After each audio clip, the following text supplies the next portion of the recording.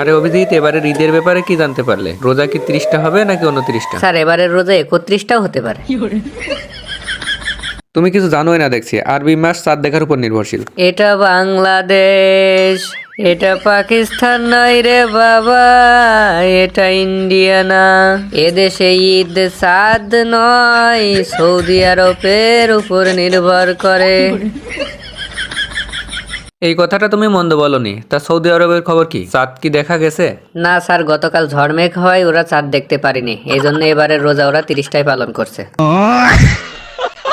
বাংলাদেশেও তো আজকে চাঁদ দেখার ডেট আছে। তোমার কি মনে হয় নতুন সরকার কি চাঁদ দেখতে পাবে? তার কোনো সম্ভাবনাই নেই স্যার। সৌদি আরবে চাঁদ দেখা যায়নি মানে আমাদের দেশে চাঁদ দেখার কমিটি বইয়ের আঁচলের তলে শুয়ে থেকেই নিউজ করে দেবে যে আকাশে চাঁদ দেখা যায়নি। আমার এরকম মনে হচ্ছে না এবার, কারণ এবার নতুন সরকার আসছে, এরা আলাদা কিছু বলতেও পারে। দয়া, তোমার কি মনে হয়? সৌদি আরবে যেহেতু 30টা হচ্ছে, সেহেতু আমাদের এখানেও 30টা রোজাই হবে। তাছাড়া 29টা রোজা রাখার পরে একটা রোজা কম করার জন্য এত রাজনীতি করার তো কিছু নাই।